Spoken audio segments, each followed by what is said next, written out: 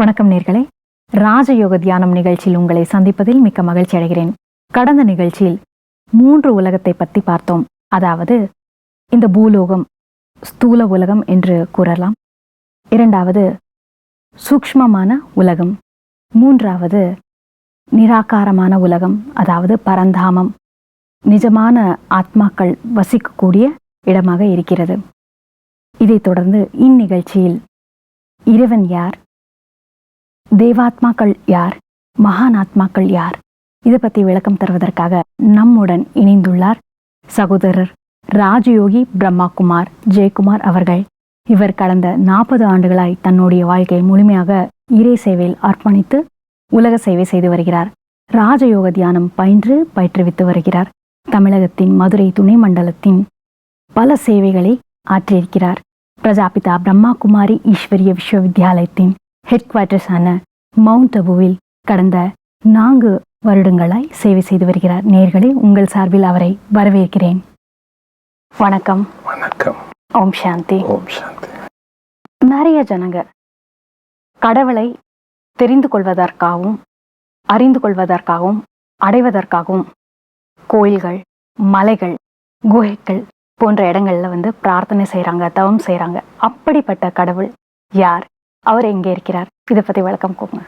கடவுள் யார், இதை நாம் அறிந்து கொள்ள வேண்டியது மிக முக்கியம். ஏனென்றால் ஒருவரை பற்றிய அறிமுகம் இல்லாத வரைக்கும் அவரிடம் நாம் அன்பு செலுத்த முடியாது, சம்பந்தம் வைக்க முடியாது, நாம் அவர்களிடந்து பலனை முழுமையாக பெற முடியாது. ஆகவே இறைவன் யார் என்பதை நாம் அறிந்து கொள்வதற்கு முன்னால் நான் யார் என்பதை நாம் முழுமையாக புரிந்து கொள்ள வேண்டும், நம்பிக்கை வேண்டும். ஹிந்தியில் ஒரு பழமொழி கூறுவார்கள், குத்து கோ ஜானோ குதா கோ பெஹச்சானோ. ஆங்கிலத்தில் ஒரு பழமொழி இருக்கின்றது, self realisation leads to godly realisation. தன்னை உணர்வதன் மூலமாகத்தான் இறைவனை உணர முடியும் என்று கூறப்பட்டுள்ளது. தன்னை அறி தலைவனை நினை என்று கூறியுள்ளார்கள். ஆக நாம் நம்மை முதலில் அறிந்து கொள்ள வேண்டியது அவசியம். ஆகவே நான் ஒரு புள்ளி ஒளி வடிவமான அழிவற்ற ஆத்மா என்பதை நாம் புரிந்து கொண்டோம். அந்த அழிவற்ற ஆத்மாக்களுக்கெல்லாம் தந்தையாக இருக்கக்கூடியவரைத்தான் இறைவன், பகவான், கடவுள், பரம்பொருள் என்றெல்லாமே கூறுகின்றோம். ஆனால் அவர் யார்? அந்த பரம்பொருளை பற்றி நாம் அறியாத காரணத்தினால்தான் அந்தந்த காலத்தில் தோன்றிய மத தலைவர்கள், மகான்கள், ரிஷி முனிகள் அவர்களுக்கு கிடைத்த அனுபவத்தை பலவிதமாக வர்ணனை செய்து விட்டார்கள். ஆகவே இன்று கடவுளை பற்றி யார் என்று நாம் கேட்கும்போது பலதரப்பட்ட செய்திகளை நாம் கேட்கின்றோம். உதாரணமாக, இயற்கையே கடவுள், வாயு பகவான், அக்னி பகவான், ஜல் பகவான் என்று பஞ்ச பூதங்களை, பஞ்ச தத்துவங்களை கடவுள் என்று வர்ணித்துள்ளார்கள். ஒரு சிலர் தேவதைகளையே கடவுள் என்று வர்ணிக்கின்றார்கள். ஆதலால் அவங்களுடைய இஷ்ட தேவதையாக இருக்கக்கூடிய அம்மன், காளி, முருகன் என்று தேவதைகளை தெய்வங்களாக எண்ணி பூஜிக்கின்றார்கள். ஒரு சிலர் நானே கடவுள், நான் கடவுளுடைய அவதாரம் எடுத்திருக்கின்றேன் என்று தன்னையே பூஜிக்க வைக்கின்றார்கள். குரு பூஜை என்றும் பாத பூஜை என்றும் குருக்களை வழிபட்டு வருகிறார்கள். ஆக நானே கடவுள் என்று கூறிக்கொள்கிறார்கள். ஒரு சிலர் கடவுள் எங்கும் நிறைந்திருக்கின்றார், தூணிலும் இருக்கின்றார், துரும்பிலும் இருக்கின்றார், அணு அணுவிலும் இருக்கின்றார், எங்கு நோக்கினும் நீயே, எங்கும் நீயே என்று ஒரு சிலர் இறைவனை எங்கும் வியாபித்துள்ளதாக பாவிக்கின்றார்கள். ஒரு சிலர் கடவுளே இல்லை, கடவுளை நம்புபவன் முட்டாள் என்று கூறக்கூடியவர்களும் இன்றைய காலத்தில் இருக்கிறார்கள். ஆக கடவுளை பற்றிய விளக்கங்கள் பலவிதமாக நாம் கேள்விப்படுகின்றோம். நாம் பக்தி, தானம், தர்மம், ஜபம், தபம், பிரார்த்தனைகள் இவைகள் செய்து கொண்டிருந்தாலும் கூட அந்த இறைவனை பற்றிய முழுமையான அறிமுகம் இல்லாத ஒரு காரணத்தினால் இறைவனுக்கும் நமக்கும் ஏற்படக்கூடிய உண்மையான இணைப்பு, தொடர்பு என்பது இல்லாமல் இருக்கின்றது. ஆகவே இறைவனை பற்றி அறிந்து அவரிடம் நாம் தொடர்பு வைக்கும்போது நாம் முழுமையான பலனை பெற முடியும். இறைவன் என்று சொல்லக்கூடியவர் ஆத்மாக்கள் எவ்வாறு ஒரு ஜோதியாக இருக்கின்றதோ, வானத்தில் உள்ள நட்சத்திரத்தை போல் புள்ளி ஒளி வடிவமாக இருக்கின்றதோ, அதே போல் அந்த இறைவன் பரம்பொருளும் ஒரு ஜோதி சொரூபமாக இருக்கின்றார். அவரும் அணுவிலும் அணுவான புள்ளி ஒளி வடிவமாக இருக்கின்றார். ஆகவே நாம் கூறுவோம், இனம் இனத்தோடு சேரும், மனித இனம் மனித இனம் போல், மிருக இனம் மிருக இனம் போல், பறவை இனம் பறவை இனம் போல் இருக்கும். யானையின் குட்டி எப்படி இருக்கும் என்று கேட்டால் உடனே கூறுவோம், யானை போல் இருக்கும். மானுடைய குட்டி எப்படி இருக்கும் என்று கேட்டால் மான் போல் இருக்கும். சிங்கத்தினுடைய குட்டி சிங்கம் போல் இருக்கும். ஆக இனம் இனத்தோடு சேரும் என்று பழமொழி கூறுவார்கள். அதே போல்தான் உயிரினம் என்பது ஜோதி சுரூபமானது. உயிரினங்களுக்கு தந்தை என்று சொல்லக்கூடிய இறைவனும் ஜோதி சுரூபமாக இருக்கின்றார். அவர் ஜோதி சுரூபமாக இருக்கக்கூடிய ஒரு காரணத்தினால்தான் நாம் அவரை கூறும் பொழுது பரம் ஆத்மா, சுப்ரீம் சோல், அவரும் ஆத்மாவை போல் ஒரு புள்ளியாக இருக்கின்றார். ஆனால் அவர் பரம், உயர்ந்தவர், சுப்ரீம். ஏனென்றால் ஆத்மாக்கள் பிறப்பு இறப்பில் வருகின்றோம். பரமாத்மா என்று சொல்லக்கூடிய இறைவன் பிறப்பு இறப்புக்கு அப்பாற்பட்டவராக என்றும் ஒரே நிலையில் உயர்ந்த தன்மையோடு குணங்கள் நிறைந்தவராகவே இருக்கின்றார்.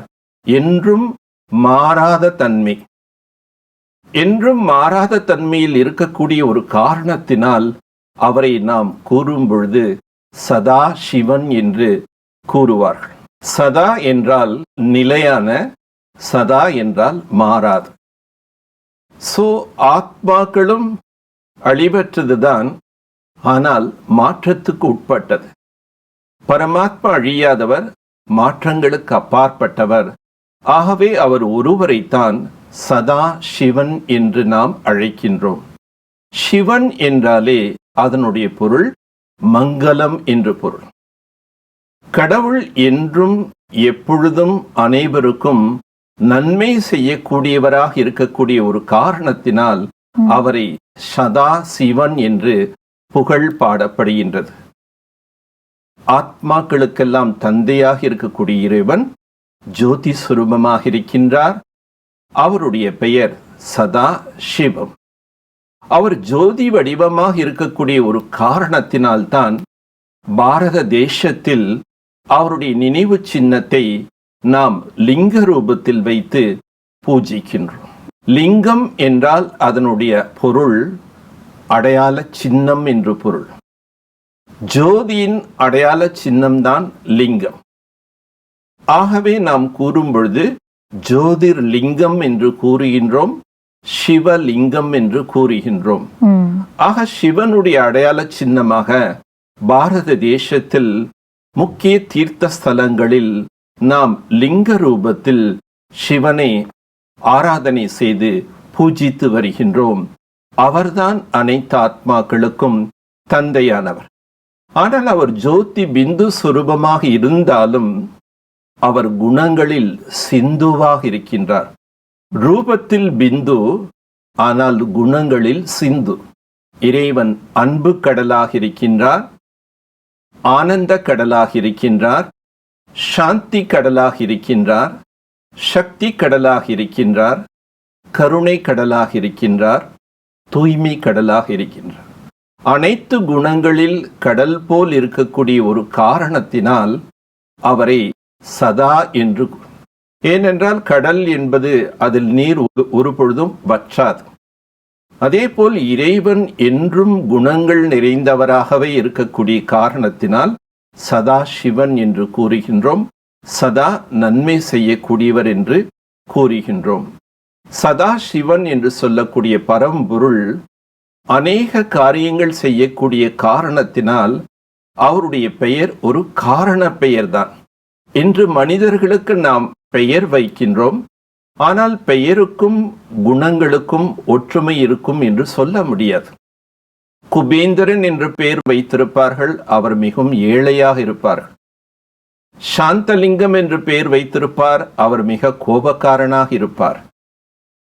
ஆக மனிதனுக்கு பெயர் உடலுக்கு வைக்கப்படுகின்றது, ஆனால் இறைவனுடைய நாமங்கள் அவர் செய்யக்கூடிய செயல்களை பொறுத்து அது குணப்பெயர், அது காரண பெயர். ஆக சதா சிவன் என்றாலே குணங்கள் நிறைந்த இறைவன், சதா நன்மைகளை செய்யக்கூடியவர். ஆகவே அவரை சதா சிவன் என்று நாம் கூறுகின்றோம். பாரத தேசத்தில் அவர் செய்த செயல்களின் அடையாளமாக பல்லாயிரம் ஆலயங்கள் எழுப்பப்பட்டு பக்தர்கள் பூஜித்து வருகின்றார்கள். அவருடைய ஒவ்வொரு நாமமும் காரண பெயர்தான். உதாரணமாக வைத்தீஸ்வரன் என்று கூறுகின்றோம். வைத்தீஸ்வரன் என்றாலே வைத்தியம், மருத்துவர் என்று பொருள். பிணிக்கு மருந்தாவார் என்று பாடியுள்ளார்கள்.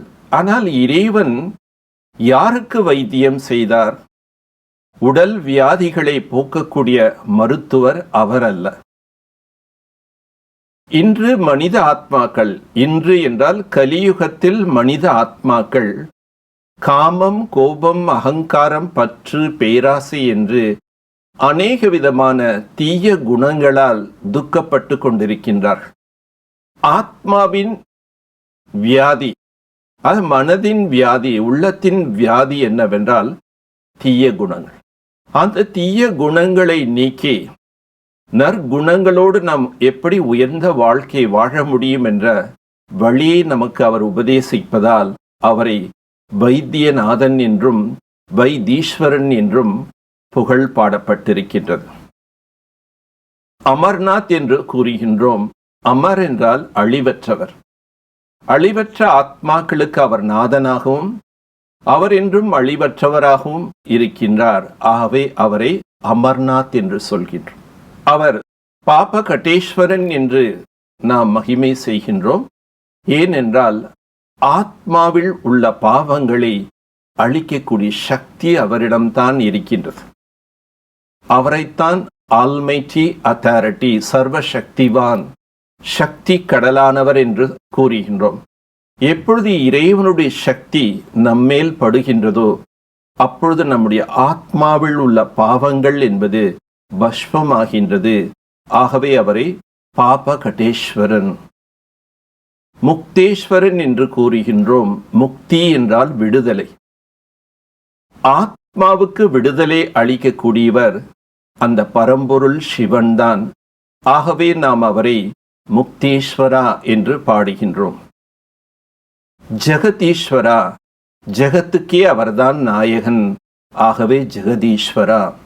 திரிலோகநாதா, மூன்று உலகத்துக்கும் தலைவன் அவர்தான். திரிகாலதரிசி, உலகத்தின் முக்காலத்தின் ஞானத்தை அறிந்தவர், ஞான கடல் அவர். ஆகவே ஞானேஸ்வரன் என்றும் மகிமை செய்துள்ளார்கள். இவ்வாறு சிவனுடைய அநேக நாமங்கள் அனைத்தும் அவருடைய செயல்களை குறிப்பதாக உள்ளது. ஆக ஆத்மாக்களின் தந்தையாக இருக்கக்கூடிய பரமாத்மா ஜோதி சுரூபமாக இருக்கின்றார். அவர்தான் அனைத்து உயிரினங்களுக்கும் தந்தை. அவரைத்தான் கடவுள் என்று கூறப்படுகின்றது. நாம் கடவுளை குறிப்பிடும் பொழுது ஒரு பொழுதும் பன்மையில் நாம் குறிப்பிடுவதில்லை. கடவுள்களே, பகவான்களே, இறைவன்களே என்று நாம் பன்மையில் சொல்வதில்லை. நாம் ஒருமையில்தான் கூறுவோம். கடவுள், பகவான், இறைவன் என்று ஒருமையில் நாம் கூறுகின்றோம். ஏனென்றால் இறைவன் ஒருவர்தான். இறைவன் ஒருவர், அவர்தான் அனைத்து உயிரினங்களுக்கும் தந்தை ஆவார். ஆகவே அவரை பரம் ஆத்மா என்றும் நாம் கூறுகின்றோம். ஆக இறைவன் ஜோதி சுரூபமாக இருக்கின்றார். இறைவன் ஜோதிர் வடிவமாக இருக்கிறார் என்று சொன்னீங்க, அதாவது புள்ளி வடிவம். அப்படி இருக்கும்போது மகானாத்மா யாரு, தேவாத்மாக்கள் எல்லாம் யாரு, அதை பத்தி கொஞ்சம் விளக்கம் சொல்லுங்களேன் பிரதர். இறைவன் ஜோதி சுரூபமாக இருக்கின்றார் என்பதை பற்றி நாம் பார்த்தோம். இறைவன் ஒரு ஜாதியினருக்கோ ஒரு இனத்தினருக்கோ ஒரு குலத்தினருக்கோ மட்டும் தந்தை இல்லை. மகானாத்மாக்கள், தேவாத்மாக்கள், தர்மாத்மாக்கள், புண்ணியாத்மாக்கள் என்று பன்மையில் நாம் கூறுகின்றோம். ஏனென்றால் அவர்கள் பலர் உள்ளார்கள். மகானாத்மாக்கள், தேவாத்மாக்கள், தர்மாத்மாக்களுக்கும் மேலானவர்தான் பரமாத்மா. இறைவனுக்கும் மற்ற இதர ஆத்மாக்களுக்கும் உள்ள வேறுபாடு என்னவென்றால், இறைவன் பிறப்பு இறப்புக்கு அப்பாற்பட்டவர். மகானாத்மாக்கள், தர்மாத்மாக்கள், தேவாத்மாக்கள் அனைவரும் பிறவி சக்கரத்தில் தாய் வயிற்று கர்ப்பத்திலிருந்து பிறப்பெடுக்கின்றார்கள். பிறப்பு இறப்பு சுழற்சியில் வருகின்றார்கள். ஆகவே அந்த தேவதைகளும் மகான்களும் அந்த ஒரு பரம்பொருளைத்தான் பூஜித்து உள்ளார்கள். இந்த உலக சரித்திரத்தை நாம் புரட்டி பார்க்கும்போது, பாரத தேசத்தில் ராமர் ஈஸ்வரனை வழிபட்டதால் ராமேஸ்வரம் என்று கூறுகின்றோம். கிருஷ்ணன் சிவனை வழிபட்டதால் கோபேஸ்வரன் என்று சொல்கின்றோம். இவ்வாறு தேவதைகள் கூட அந்த ஈஸ்வரனைத்தான் வழிபட்டிருக்கின்றார்கள். இதர மதங்களை நாம் காணும் பொழுதும் கிறிஸ்தவர்கள் கூட இறைவனை பற்றி கூறும்போது கடவுள் ஒளியாக இருக்கின்றார் என்றுதான் இயேசு கிறிஸ்து கூறியுள்ளார். God is light என்று. ஆகவே இன்றும் அவர்கள் பிரார்த்தனை செய்யும் பொழுது கேண்டில்ஸ் ஏற்றி வைத்துதான் பிரேயர் செய்கிறார்கள். ஏன் மெழுகுவத்தி ஏற்றி பிரேயர் செய்கின்றார்கள் என்றால், கடவுள் ஒரு ஒளியாக இருக்கின்றார். God is light என்று கூறியுள்ளார். இஸ்லாமிய மதத்தை சேர்ந்தவர்கள் கூட இறைவனை பற்றி சொல்லும்போது சங்கே அஸ்வத் என்ற ஒரு முட்டை வடிவமான கருப்பான ஒரு கல் மெக்காவில் வைத்துள்ளார்கள். அந்த ஒரு கல்லை தொட்டு நாம் முத்தமிட்டு வந்தால் நம்முடைய பாவங்கள் அழிந்துவிடும் என்று இன்றும் ஹஜ்ஜி யாத்திரை அநேகர் செல்கின்றார்கள். அங்கு மெக்காவில் ஒரு ஒளி வடிவ கல்லை தான் வைக்கப்பட்டிருக்கிறது. ஏனென்றால் அவர்களுக்கும் ஆத்மாவின் தந்தை ஒரு ஒளியாக இருக்கின்றார் என்ற நம்பிக்கை இருக்கின்றது. ஆதலால் அவர்கள் சங்கே அஸ்வத் என்ற அந்த ஒளி வடிவமான கல்லை தொட்டு முத்தமிட்டு வருகிறார்கள். புத்த மதத்தில் புத்தர் இறைவனை பற்றி அதிகமாக கூறவில்லை.